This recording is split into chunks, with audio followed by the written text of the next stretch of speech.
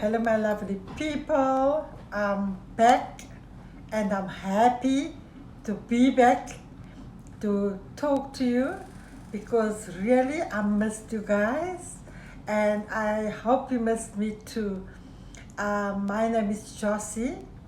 I am from Caledon, South Africa, and I want to say, people, I'm very happy to be back with my video that I'm gonna talk to you about. I was thinking of what I should say, what I must do about this video. It's so long that I want to make another video of how I became disabled, a follow-up video. And I saw that that is a video that got the most views, and that is the reason why I think I must just make a follow-up video for you guys.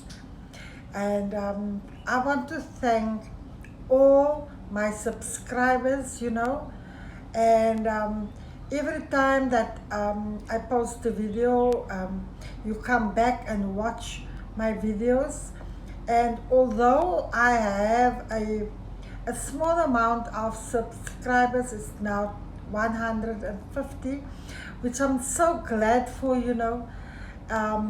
because this video that was up previous, the one before this video, really had little views, and it made me worry, and I think, what's the problem, because I thought that video will make more views, and probably I don't know what is the reason, but it made less views. And but I was so happy when I saw it's got another subscriber, which brings me up to 150. And I can still remember when I hit 100 subscribers, I was so happy.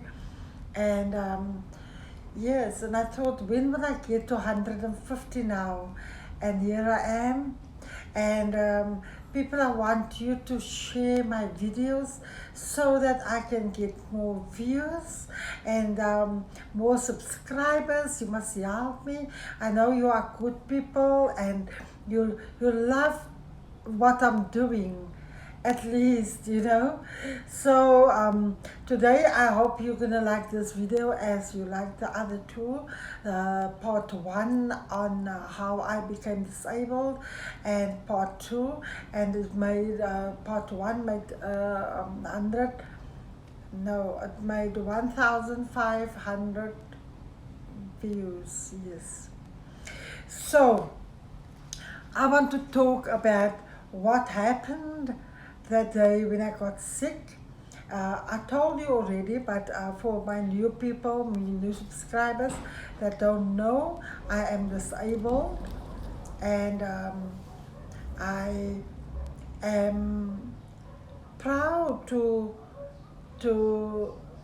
spread the word that I do my things for myself, my work, my chores, and I can do a lot of things like this hairdo. I did everything by myself. I was so proud when I did this hairstyle now. When I put the hair up, and it really became an up style. And I thought by myself, years ago, I couldn't, because your brain don't function that fast. And today I'm happy to say that I can do even this for myself. And I want to do next a video where I get into the bath, and that's gonna be my next video. So can I tell you, I wrote down a few points that I want to talk about. I was thinking, did I ever have signs? Was there ever signs that I'm gonna get a stroke or a brain hemorrhage, whatever. And I wrote it down and I said, yes, yes, I had, but I ignored the signs. Uh, there was one time when I was busy making up my bed, and there was another girl, she loved me a lot, but she got married. Her name is Waldine.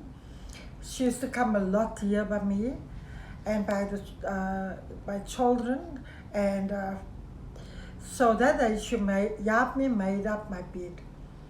And as we were making up the bed, I told her, I wonder why, but my arm is getting lame, numb actually, numb, my one arm. And I don't know, because this is now the third time it's happening, and my leg. And I don't know what's happening. I told her, but I will go to the doctor. That was the Friday.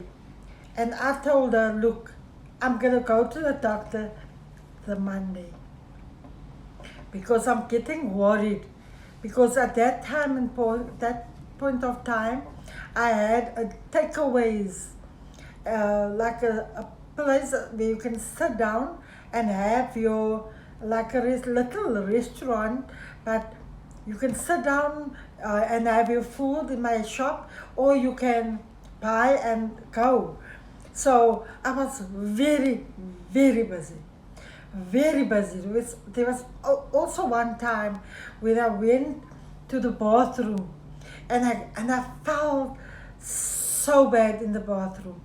My head was spinning, and I felt nauseous, and I wasn't feeling myself. And I complained to my husband. I told him that I'm not feeling well. I don't know what's wrong with me. Okay, he said I must trust God, and God will heal me, and we're going to pray, and prayer will help my situation. But you know, I was very, very busy. The takeaway shop was open till late hours in the night. And I will go to the workplace early, very, very early in the morning, and I will even get some caterings, and I will work in the catering business as well. But I will work long hours without resting. And so I was thinking, I took myself back into that time when I was feeling unwell, and I was putting it out, and said, okay, I will go the weekend, and the Monday I will go to the doctor. But you know, even though Monday was very near to Friday, and I thought the first thing I will go to the doctor, not going into the shop, going to the doctor. And you know, that Sunday morning, we as a family went to church.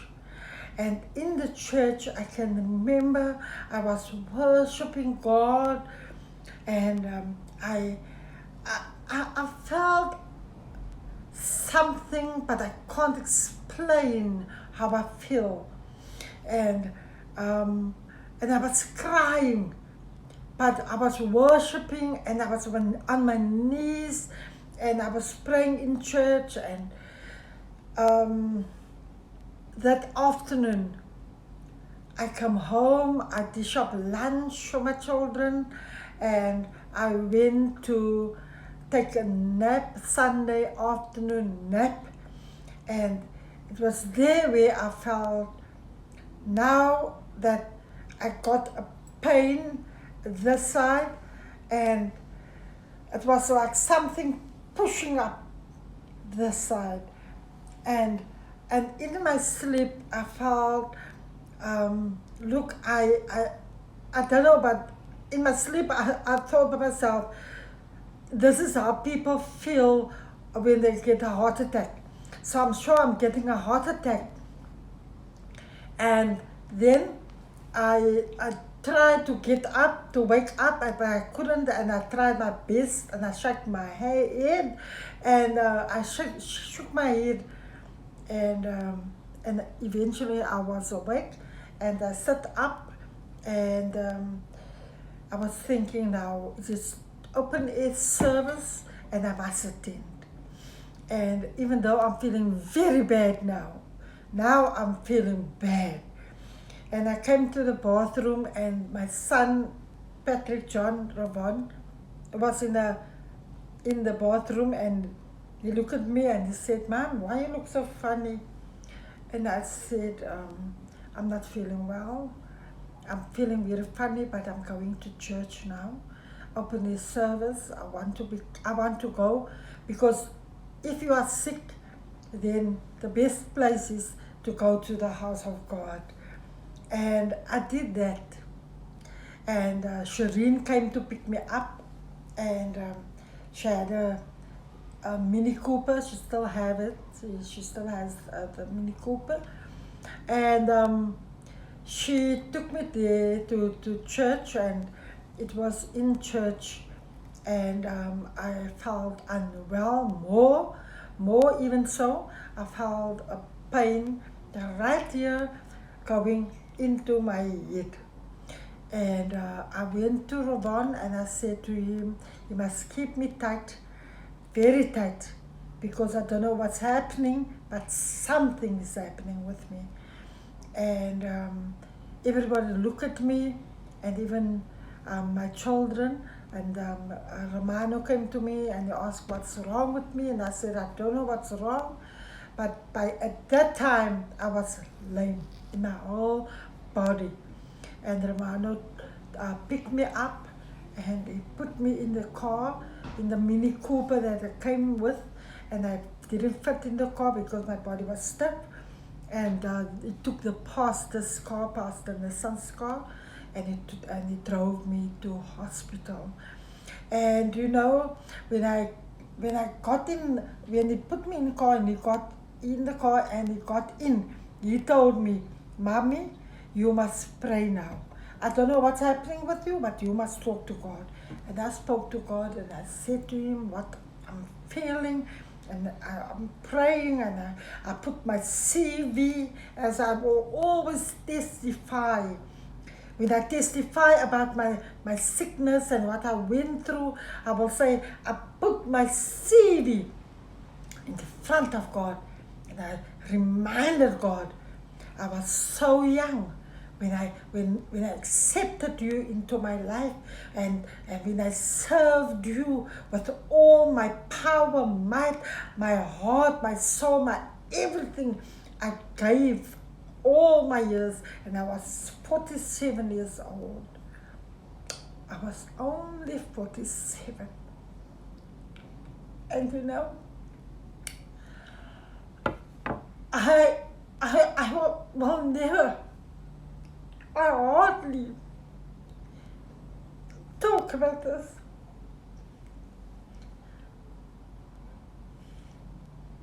because it will always sadden me, always.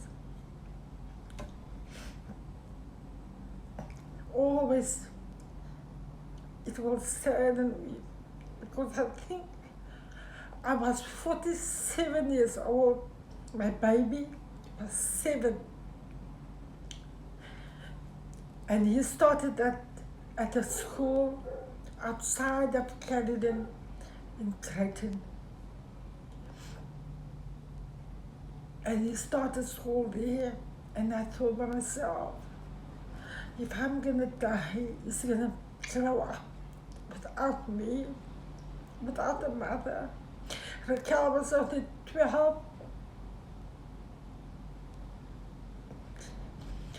12 years old, in grade 7. And as Romano told me that I must pray, I prayed. I said, "Lord, yes, Bernard." And my my granddaughter lived with us. And I said, "Lord, yes, Kiana." I said, "She's only 6. and Raquel is 12. And I said, Lord, yes, Ravon and Rick, Reinhard and Ramona, I know they are the older ones. Reinhard was working already. I said, Lord, will you grant me grace? Will you grant me grace and mercy and save my life? And that was the last prayer I did. And I went to hospital, and I can't even remember how I went into the hospital.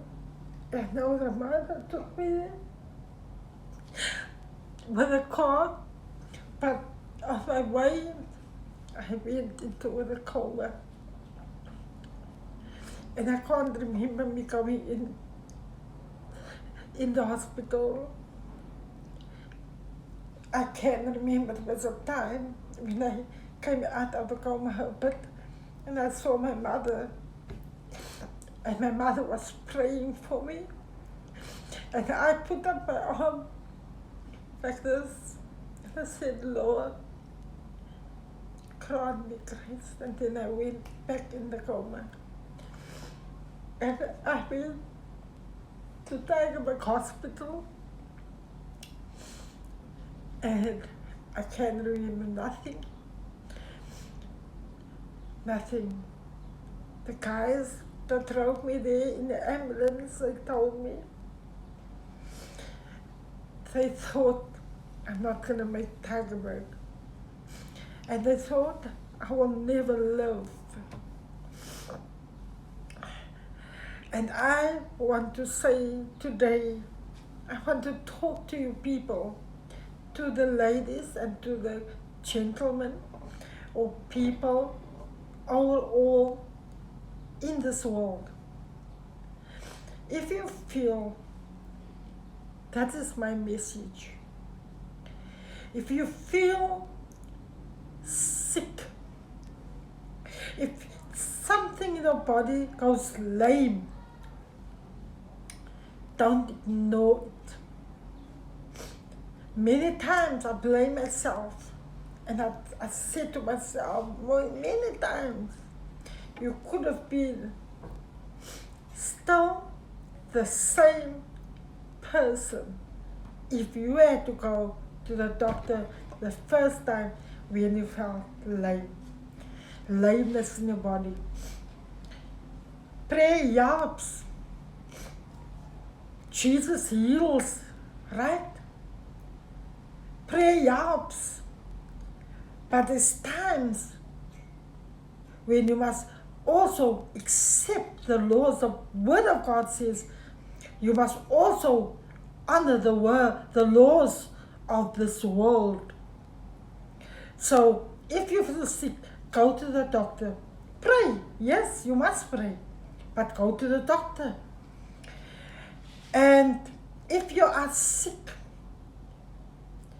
pray. Yes, pray. Prayer helps. I'm a firm believer in prayer. I'm a prayerful person, woman of God.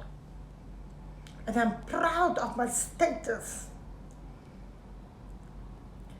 I'm very proud of my status that I have in God.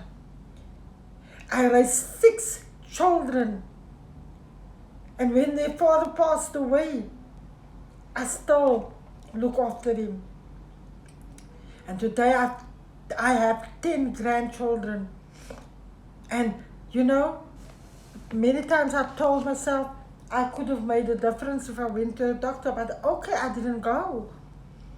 Now I see it as God was still good to me, and He is still good to me up till today. You know, the week before last week and last week, 2 people in Caledon, they died of a stroke. One guy was the one, and I know him very well, and I loved him. It was a lady and the one guy, you know, and they went to hospital with a light stroke, and then they died. I had a heavy stroke. I had a severe stroke. Severe. But God took me out of there. And God put my feet on higher ground to be a testimony to this world and to tell other people about what happened to me and what I could have done, what I didn't do. But today I'm here to tell you that Jesus Christ is alive, because I am here today, 13 years after my stroke, after the hemorrhage, after my brain was so slow, I couldn't do nothing. For 1 year, I couldn't even rinse a cup. I couldn't make me a cup of tea. But today, 13 years later, I can say, God has been good to me. That is my testimony that I can carry out to this world and to tell people the goodness of God. My baby that was 7, Bernard, he turned 20 in March and is going to be 21 next March if God spare us. So I want to tell you, look after yourself. Be health conscious. And if you don't believe in God, I want to tell you, I am a living testimony. That is what I want to come out and tell. I came out to tell you, and I want to say, everybody that comes across my video and watch my content and like it, please subscribe. And please, my people, I know you love me because I love you too. Please share my video. There's many people that have strokes, that's lying there, that don't even get up. People must do everything for them. No, people, they can take the first step. They can help themselves. And Jesus, God will help you. And like my video, please comment. Tell me what you think of these videos that I make. This is the 40th video that I made today, and I'm happy and I praise God for that. And people, until the next video, God bless you. Thank you for watching. Bye bye.